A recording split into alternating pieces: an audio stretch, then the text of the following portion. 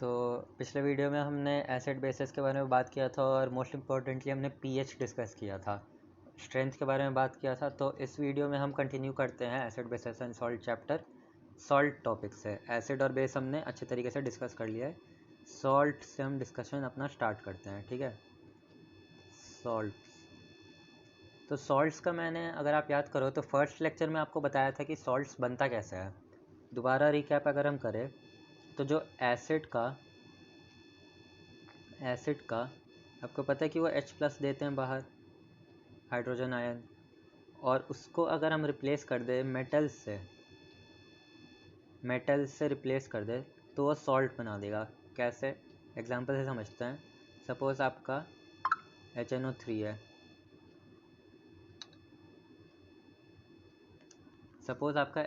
है, अब HNO3 है और मेटल से रिप्लेस कर दे हम H को, तो ये क्या हो जाएगा? HNO3 था, अगर हमने मेटल से रिप्लेस कर दिया तो NaNO3 बन जाएगा और ये H+ बाहर चला जाएगा। तो ये जो NaNO3 बना, जो आपने H को मेटल से रिप्लेस करके बनाया, ये एक सॉल्ट है। ठीक है। और मैंने आपको क्या बताया था? एसिड बेस न्यूट्रलाइजेशन रिएक्शन, जो आपके लिए इस लेवल पे सबसे इम्पोर्टेंट है।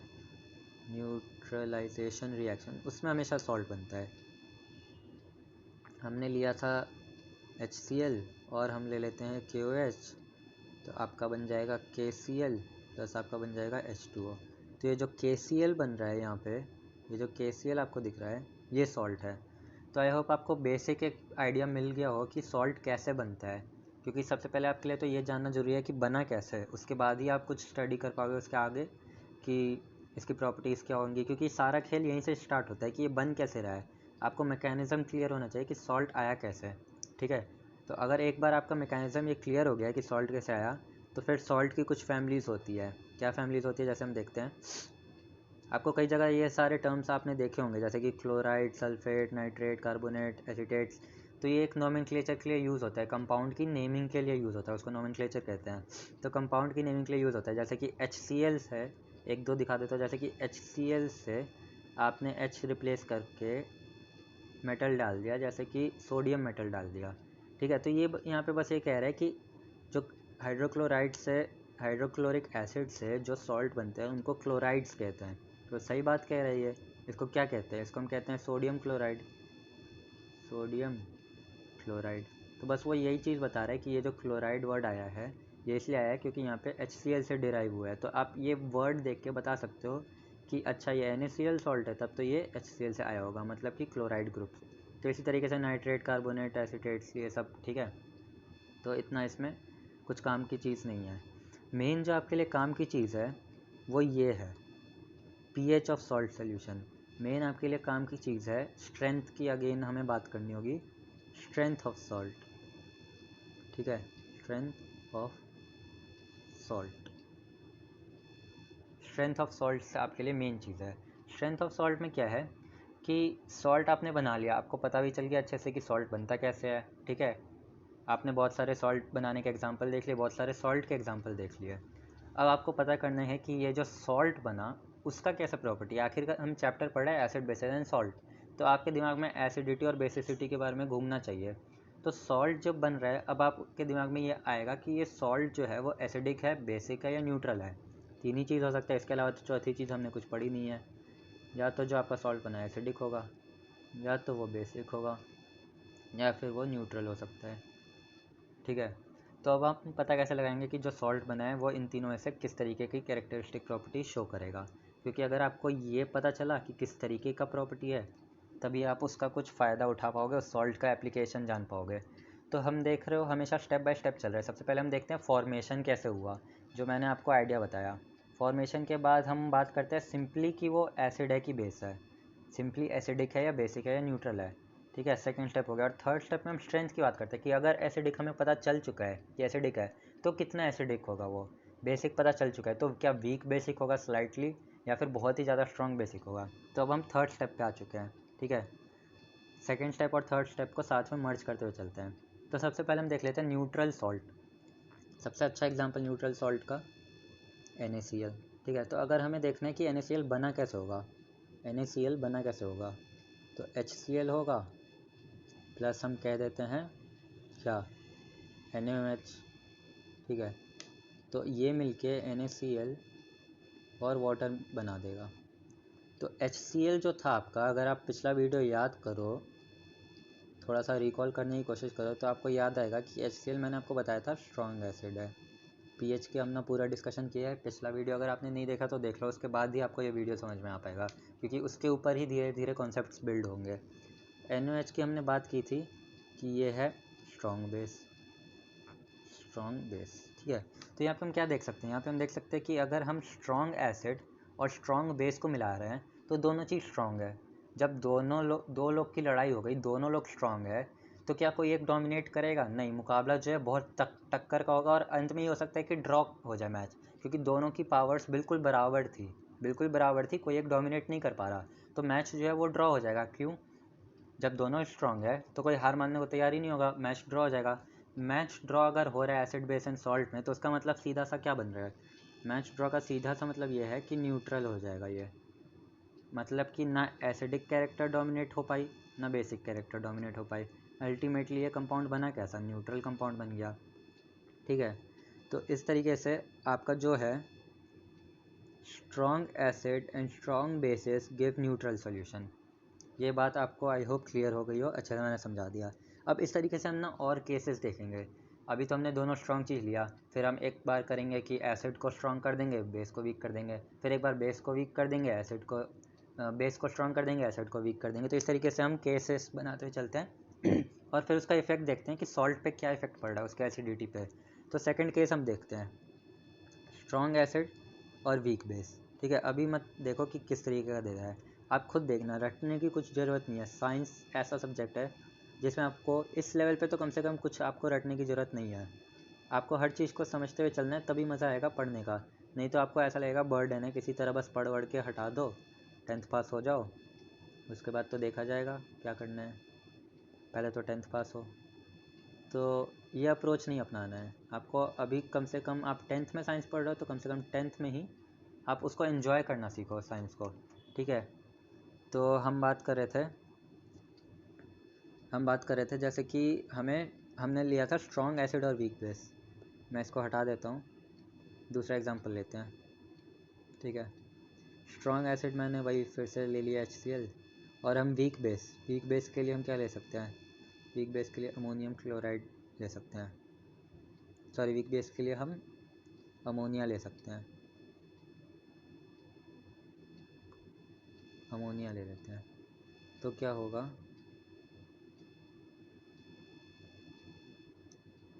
स्ट्रॉन्ग एसिड और वीक बेस है, हमने ले लिया अमोनियम हाइड्रोक्साइड ले लेंगे हम, ठीक है। हमें एक स्ट्रॉन्ग एसिड लेना था और एक वीक बेस लेना था, तो वीक बेस के एग्जांपल में हम अमोनियम हाइड्रोक्साइड ले सकते हैं अच्छे से। तो अब इसमें होगा क्या, आप खुद बताओ कि प्रोडक्ट क्या बनेगा। आपका यहाँ पे H है, यहाँ पे Cl, आपको पता चल जाना चाहिए अब तक कि H+ और Cl- में टूटता है। आपका अमोनियम हाइड्रोक्साइड है, आपको पता चल जाना चाहिए था अभी तक कि अमोनियम आयन और हाइड्रोक्साइड आयन में टूटता है। अब आप खुद रिएक्शन करके बताओ कि क्या बनेगा प्रोडक्ट। धीरे धीरे आपको प्रोडक्ट खुद से प्रेडिक्ट करना आना चाहिए, तभी आप ओवर द टाइम केमिस्ट्री में कॉन्सेप्ट डेवलप कर पाओगे। तो प्रोडक्ट आपका बन जाएगा अमोनियम क्लोराइड, ये दोनों और ये दोनों तो अमोनियम क्लोराइड बन गया, ये दोनों जुड़ेगा तो क्या बनेगा? वाटर बन जाएगा। तो अमोनियम क्लोराइड की अगर हम बात करें तो वो आया है एक स्ट्रॉन्ग एसिड और एक वीक बेस से, तो आपका जो सॉल्ट बना अमोनियम क्लोराइड, उसका जो प्रॉपर्टी है, कैरेक्टरिस्टिक प्रॉपर्टी, वो एसिडिक रहेगा। क्यों एसिडिक रहेगा? क्योंकि वो स्ट्रॉन्ग एसिड से आया है, वीक बेस से आया है। तो इसी तरीके से सोचो कि मतलब दोनों का कंपटीशन चल रहा था, एक एसिड का और एक बेस का। जो एसिड था वो बहुत स्ट्रॉन्ग था, जो बेस था वो बेचारा वीक था। तो एसिड तो उसको डिफीट कर देगा ईजिली, उसको हरा देगा, और उसका जो एरिया था, उसके जो प्रॉपर्टीज़ थे, उसके ऊपर वो पूरा कैप्चर जमा देगा। तो इसी तरीके से बेस जो था वो आपका वीक था, पर जो आपका एसिड था वो स्ट्रॉन्ग था, तो स्ट्रॉन्ग चीज़ ही हमेशा डोमिनेट करेगा। एसिड था वो स्ट्रॉन्ग था, तो अब जो अल्टीमेटली सॉल्ट बना वो भी एसिडिक सॉल्ट बनेगा, ठीक है। तो अब इसी तरीके से हम देखें अगला केस, अगर हम अगला केस देखते हैं तो उसमें हम उल्टा चीज़ कर देते हैं, उसमें हम बेस को स्ट्रॉन्ग कर देते हैं, एसिड को वीक कर देते हैं, ठीक है। तो इसके लिए अब हम एग्जांपल में क्या देख सकते हैं, जैसे कि एग्जांपल में हम सोडियम कार्बोनेट के बारे में अगर हम बात करें, ठीक है। सोडियम कार्बोनेट जो है, सोडियम कार्बोनेट के बारे में अब हम बात करें अगर, तो जो है वो H2CO3 प्लस NaOH से आएगा, H2CO3 प्लस NaOH से आएगा। अब आप खुद सोचो कि ये कैसे रिएक्शन हुआ होगा, CO3 और H2CO3 कैसे टूटेगा। आपको पता चल जाना चाहिए कि जो CO3 होता है वो अलग एक ग्रुप होता है, कार्बोनेट ग्रुप, मैंने आपको पहले ही बता दिया था।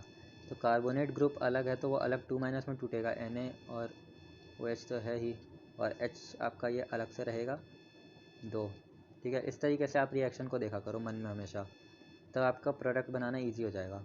तो अब आपको पता है कि सोडियम जो है कार्बोनेट से जुड़ सकता है और ये HJOH से जुड़ सकता है, तो आपका बन जाएगा Na2CO3 और प्लस साथ में आपका वाटर बन जाएगा।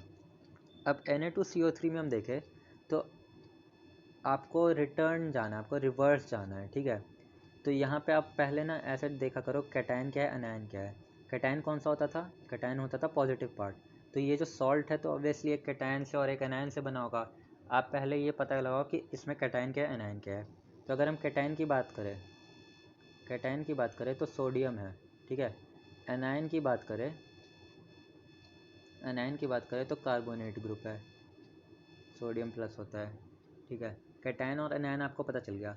अब आप सोचो कि कार्बोनेट ग्रुप के साथ ये एज इट इज़ तो रहा नहीं होगा फ्री आयन के फॉर्म में, ये तो किसी तरीके से आया है ना, H2CO3 से आया है, तो कुछ इसके यहाँ पे रहा होगा, और Na के भी कुछ एनायन पार्ट में रहा होगा। तो Na के एनायन पार्ट में OH था, Na के एनायन पार्ट में OH रहा होगा, मतलब कि जो बेस है उसका हाइड्रोक्साइड अगर है तब तो वो स्ट्रॉन्ग बेस होता है, आपको इतना पता है, ठीक है। अगर जो मेटल है, मेटल उसका हाइड्रोक्साइड NaOH क्या है, मेटल हाइड्रोक्साइड ही तो है, तो मेटल हाइड्रोक्साइड तो स्ट्रॉन्ग बेस होता है, तो यहाँ से स्ट्रॉन्ग बेस था, और ये तो वीक एसिड हो गया। क्यों वीक एसिड हो गया, क्योंकि ये कम्प्लीटली डिसोसिएट नहीं होगा। H2CO3 मैंने पिछले वीडियो में आपको बताया था कि अगर कोई चीज़ कम्प्लीटली डिसोसिएट नहीं हो रही है तो वीक एसिड कहलाएगा। इस तरीके से इक्विलिब्रियम रहेगा। कम्प्लीटली डिसोसिएट कौन सा होता था, HCl जैसे होता था, H प्लस और Cl माइनस में नहीं होगा कम्प्लीटली डिसोसिएट, तो वीक रह जाएगा। तो अल्टीमेटली इसका नेट इफ़ेक्ट क्या पड़ेगा इस पर, कि आपका ये जो सॉल्ट है वो बेसिक कैरेक्टरिस्टिक दिखाएगा, क्योंकि यहाँ पे बेस डोमिनेट कर रहा है, एसिड वीक है, तो डोमिनेट करके उसकी प्रॉपर्टीज़ हथिया लेगा, ठीक है। अब इसके बाद कुछ सॉल्ट के टाइप्स हैं जो आपके लिए जानना ज़रूरी है। कॉमन सॉल्ट की तो हम थ्रू आउट द बात करते ही आ रहे हैं। कॉमन सॉल्ट किसको कहते हैं, NaCl। इसी को आपको बहुत नाम से देखने को मिल जाएगा। कॉमन सॉल्ट तो एक नाम हो ही गया, इसको टेबल सॉल्ट भी कहते हैं। क्यों कहते हैं टेबल सॉल्ट, क्योंकि ये वो सॉल्ट है जो हम नमक के तौर पे खाने में यूज़ करते हैं, टेबल सॉल्ट। कॉमन सॉल्ट कैसे बनता है, बहुत सारे रिएक्शन से बन सकता है, उनमें से एक रिएक्शन ये है जो मैं बार बार लिखते आ रहा हूँ, NaOH को HCl के साथ, strong acid strong base, Na और H वाला कोई रिएक्ट आप करा दो, आपका हमेशा NaCl बन जाएगा और प्लस आपका वाटर बन जाएगा, ठीक है। तो कॉमन सॉल्ट को कैसे ऑब्टेन करते हैं, तो इस बारे में आपको पता होगा कि सी साइड में आपने पिक्चर्स देखे होंगे, सी शोर पे कॉमन सॉल्ट को ऑब्टेन करने का सबसे बड़ा सोर्स कौन सा होता है, सी वाटर से होता है। समुद्र का पानी नमकीन होता है, हम कहते हैं खारा पानी है, तो समुद्र के पानी से नमक निकालते हैं। और अंडरग्राउंड डिपॉजिट से भी निकाल सकते हैं, कुछ अंडरग्राउंड डिपॉजिट्स में भी होते हैं मिनरल के फॉर्म में, वो क्रिस्टलाइज होते जाते हैं अंडरग्राउंड में जाके, तो उस तरीके से हम निकाल सकते हैं। यूज़ ऑफ कॉमन सॉल्ट तो कोई बताने वाली बात है ही नहीं, आपको पता है खाने में यूज़ होगा कॉमन सॉल्ट, कुकिंग फूड में हो जाएगा, ठीक है। इससे कुछ कुछ और कंपाउंड्स बना सकते हैं, वो अभी हम देखेंगे, ठीक है। और सोप में यूज़ हो जाएगा। यूज़ तो आप ऐसे पढ़ सकते हो, इसमें कुछ ऐसा समझाने का है नहीं, थियोरेटिकल पार्ट है। तब भी जो आपका इम्पॉर्टेंट है, जो सॉल्ट के टाइप्स है अलग अलग जो इससे डिराइव हो रहा है, वो ज़्यादा ज़रूरी है। यूज़ तो आप खुद से बना के लिख दोगे कि जो जो आपको याद आ रहा है, ठीक है। तो कॉमन सॉल्ट की ये बात हो गई। अब आता है sodium hydroxide. Sodium hydroxide sodium hydroxide को कहते हैं कॉस्टिक सोडा। क्या कहते हैं, कॉस्टिक सोडा। ये जो टर्म्स है ना जितने मैं अभी आपको बताने वाला हूँ, जैसे कि NaCl का तो आपको पता ही था, table salt, common salt, NaOH को कहते हैं caustic soda, sodium hydroxide. Sodium hydroxide कैसे बन सकता है, ये यहाँ से जो टॉपिक स्टार्ट हुआ है ये आपको पूछ सकते हैं एग्ज़ाम में, तो आपको सबके प्रिपरेशन मेथड पता होने चाहिए, ठीक है, सबके प्रिपरेशन मेथड पता होने चाहिए। तो NaOH का कॉस्टिक सोडा का आपसे कई बार पूछेंगे प्रिपरेशन मेथड, आपको बस बता देना है इलेक्ट्रोलाइसिस से। इलेक्ट्रोलाइसिस वो प्रोसेस होता है जिसमें इलेक्ट्रिसिटी हम पास कराते हैं कंपाउंड में, और इलेक्ट्रिसिटी पास कराने के बाद हम कंपाउंड से कुछ प्रोडक्ट बनाते हैं। तो यहाँ पे आपसे कई तरीके से क्वेश्चन पूछ सकते हैं, मैं बताता हूँ कैसे कैसे पूछ सकते हैं। आपसे पूछे ये वाला रिएक्शन देके, मतलब दे के नहीं, आपको अज्यूम करेंगे कि आपको ये वाला रिएक्शन आना चाहिए, ये इंपॉर्टेंट है, ठीक है।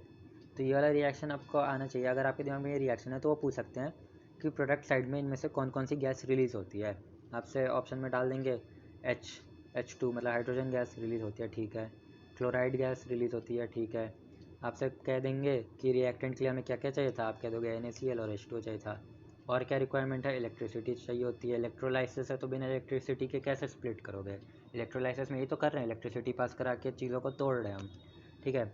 तो इस तरीके से आपके लिए ये वाला रिएक्शन इंपॉर्टेंट है, इसको अच्छे से याद कर लेना, इसके आने के चांस बहुत होते हैं। और यहाँ पे जो मैं आपको बता रहा था गैस के बारे में आपसे पूछ सकते हैं, क्लोरीन गैस जो है एनोड पे होता है, एनोड पे। अब देखो ये जो चीज़ है ये मैंने आपके पहले भी डिस्कशन किया था कैटायन एनायन समझाते समय। कैटायन एनायन, कैथोड एनोड, आपको ना बस क्रिस क्रॉस कर देना है, आपको एक चीज़ याद करना है पॉजिटिव कौन है नेगेटिव कौन है, और दूसरे केस में आपको उल्टा कर देना है। अगर आपको पता है कैटायन पॉजिटिव होता है, मैंने कैसे बताया था कि एक कैट, सपोज करो कि किसी ने पेट रखा है कैट, ठीक है, और कैट उसने रखा है तो पॉजिटिविटी आ गई है। आप पेट रखते हो इसलिए क्योंकि अगर मान लो कि कोई डिप्रेशन फील कर रहा है, आपने एक पेट पाल लिया तो पॉजिटिविटी आ जाती है आपके अंदर। तो इसी तरीके से मैं इमेजिन करता था कैटायन है मतलब कैट है, तो कैट उस बंदे के लिए पॉजिटिविटी ला रही है, ठीक है। तो पॉजिटिव आपने कैटायन याद कर लिया। अब आपको इसको उल्टा कर देना है, जब हम इलेक्ट्रोड्स की बात करते हैं, तो इसको उल्टा कर देना है। कैटायन अगर पॉजिटिव था तो एनोड पॉजिटिव होगा, एनायन अगर नेगेटिव था तो कैथोड नेगेटिव हो जाएगा। तो यहाँ पे लिखा है कि जो क्लोरीन गैस है वो एनोड पे आता है, तो सही बात भी है, क्यों, क्योंकि क्लोरीन तो माइनस होता है, क्लोरीन माइनस होता है ना, क्लोराइड आयन। तो माइनस वाला चीज़ कहाँ आएगा, प्लस वाले पे आएगा। प्लस वाला क्या है इलेक्ट्रोड्स में से, क्या कैथोड प्लस होता है, नहीं, एनोड प्लस होता है, ये देखो कनेक्शन, ठीक है। तो इस तरीके से आप कनेक्ट करके याद कर सकते हो। और इसके यूजेज है, ये पढ़ने वाली चीज़ है, इसमें कुछ ऐसा एक्सप्लेन करने वाला चीज़ नहीं है जिसको मैं ऐसे एक्सप्लेन करूँ। ये पॉइंट्स है जो आप पढ़ सकते हो। आपसे यूज़ वैसे तो जनरली नहीं पूछेंगे, ज़्यादा आपके लिए इम्पोर्टेंट ये वाला पार्ट है, ठीक है। यूज़ पूछना वैसे रेयर है कि यूज़ पूछेंगे वो। उसके बाद ये सब यूज़ है। नेक्स्ट सॉल्ट पे आता है, ये सॉल्ट वॉशिंग सोडा, ये बहुत इंपॉर्टेंट सॉल्ट है, वॉशिंग सोडा। इसके आने के चांसेस भी बहुत ज़्यादा हैं आपके एग्ज़ाम में। तो वॉशिंग सोडा जो है सबसे पहले आपके लिए जानना ज़रूरी है कि वॉशिंग सोडा हम कहते किस चीज़ को है। तो वॉशिंग सोडा हम कहते हैं सोडियम कार्बोनेट, और डॉट रहेगा साथ में 10H2O। ये डॉट 10H2O क्या है इस पर भी हम बात करेंगे कुछ देर में। ये डॉट 10H2O क्या है इस पर अभी हम बात करेंगे कुछ देर में। आपको पता होना चाहिए, सबसे पहले फिंगर टिप्स पे होना चाहिए वॉशिंग सोडा, सुनते ही दिमाग में आपके आ जाना चाहिए अच्छा वॉशिंग सोडा Na2CO3.10H2O, बात ख़त्म है। इसके आगे इसके प्रिपरेशन के मेथड, ये जितने भी सॉल्ट स्टार्ट हो रहे हैं इनमें मैं आपको बता दूं कि ये वाले जो रिएक्शन है ना सारे कैसे किस तरीके से प्रिपेयर हो रहा है वो इम्पॉर्टेंट है। तो देख लेते हैं एक बार, ज़्यादा कोई मुश्किल चीज़ इसमें है नहीं, ठीक है। तो सबसे पहले हम स्टेप बाय स्टेप याद करेंगे। हमें अल्टीमेटली ये चाहिए और इसमें भी हमें हाइड्रेटेड फॉर्म चाहिए, मतलब कि हमें ये चाहिए, ठीक है। तो उल्टा हम जाते हैं, आपको याद है हाइड्रेटेड फॉर्म चाहिए, तो उसके लिए आप पहले सिंपल फॉर्म बना लो। सिंपल फॉर्म कैसे बना सकते हो, सिंपल फॉर्म बनाने के लिए आप हाइड्रोजन कार्बोनेट से तोड़ो, कार्बोनेट बनाने के लिए हाइड्रोजन कार्बोनेट। हमने फर्स्ट चैप्टर में मैंने बताया था डिकम्पोजिशन रिएक्शन, याद करो कि हाइड्रोजन कार्बोनेट को हीट देते हैं तो कार्बोनेट बनाता है, तो पहले हम हाइड्रोजन कार्बोनेट बना लेते हैं। तो इस तरीके से सीक्वेंस में आप चलो तो आपको याद रहेगा। हाइड्रोजन कार्बोनेट के लिए कुछ नहीं है, आपको बस NaCl को NH3 से रिएक्ट करा देना है, ठीक है। और साथ में आपको कार्बोनेट बनाना है तो ऑब्वियस सी बात है कि कार्बन डाइऑक्साइड का ग्रुप तो चाहिए होगा, तभी तो कार्बोनेट बनेगा, और वाटर भी चाहिए होगा। तो इससे क्या होगा, आपका सोडियम हाइड्रोजन कार्बोनेट बन जाएगा। सोडियम, ये ग्रुप तो कार्बोनेट होता है, आपको पता होगा। अगर इसी में एक H+ ऐड कर दे, H+ ऐड कर दे तो बन जाता है HCO3 1- 2- था पर 1+ इसका भी आ गया तो 1-। इस ग्रुप को कहते हैं हाइड्रोजन कार्बोनेट। यहाँ पे बन जाएगा आपका हाइड्रोजन कार्बोनेट। 1- चार्ज था यहाँ पे, पर Na का भी तो प्लस चार्ज होता है, तो ये न्यूट्रल, और उसके साथ आपका बन जाएगा अमोनियम क्लोराइड। अमोनियम क्लोराइड का काम नहीं है हमें इसको आगे ले जाना है, इसको बस हीट कर देंगे, बन जाएगा Na2CO3 कार्बोनेट ग्रुप।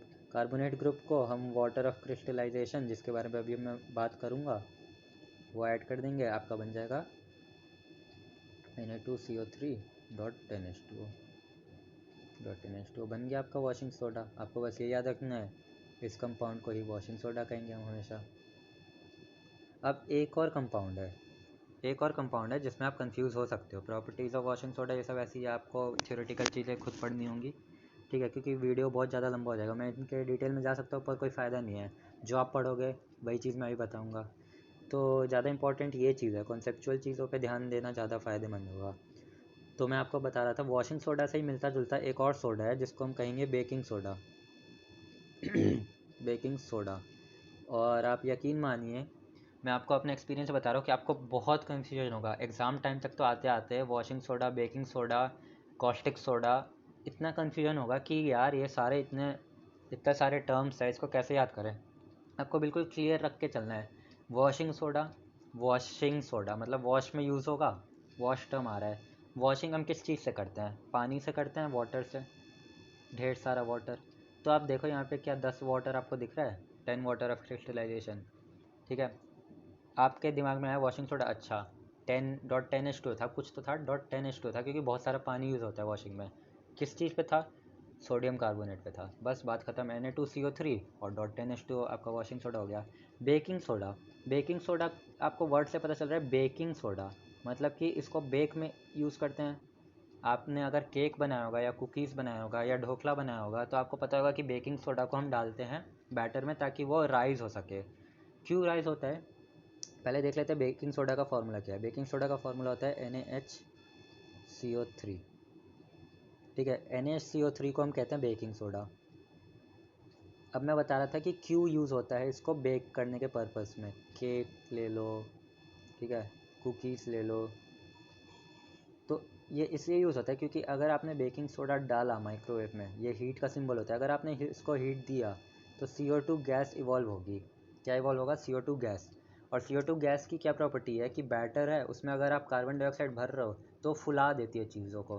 तो केक का आपने इतना सा बैटर लिया था लिक्विड, उसको बेक किया बेकिंग सोडा डाल के, तो वो केक को फुला देगी, फ्लफ़ी बनाएगी। और हमें केक में यही तो चाहिए, हमें ढोकला में यही तो चाहिए कि वो फ्लफ़ी रहे। कार्बन डाइऑक्साइड के जो मॉलिक्यूल्स हैं, जो बबल हैं, वो बन जाते हैं और वो लाइट करते हैं केक को।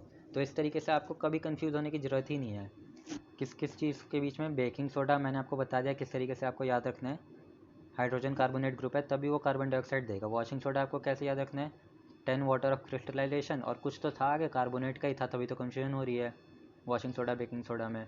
तो कार्बोनेट क्या था, सोडियम कार्बोनेट था बस। और तीसरा था कॉस्टिक सोडा में आपको सिंपल याद रहेगा कि जब आपका बेकिंग सोडा और वॉशिंग सोडा तो क्लियर हो गया, तो एक कॉस्टिक सोडा बचा तो NaOH ही होता होगा। इस तरीके से आप करोगे तो आपको कन्फ्यूजन नहीं होगी, और इस वाले चीज़ में कन्फ्यूजन होती है हमेशा, इसलिए मैंने आपको ये बता दिया, ठीक है।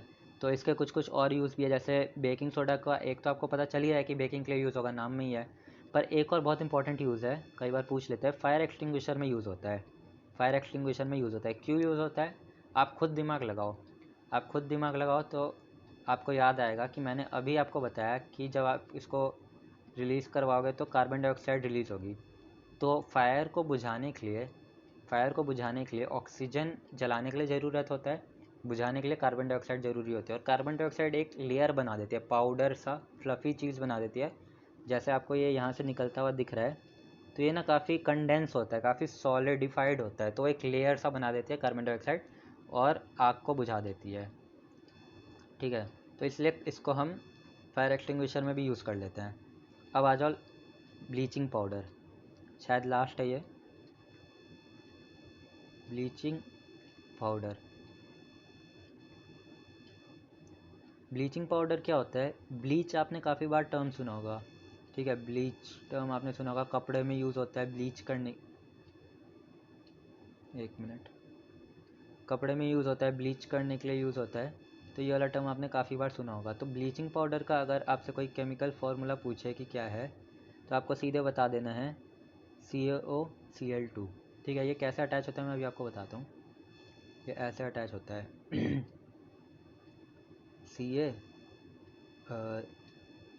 Ca और O रहता है, और Cl, ये जो दोनों होते हैं वो साथ में नहीं रहता, मतलब कि आपको फार्मूला लिखते टाइम ऐसा लगेगा, पर ये इस तरीके से होता है Ca और एक होता है O और एक होता है Cl, और एक और Cl ये अलग रहता है, ठीक है। तो इस तरीके से अटैचमेंट होती है इसकी।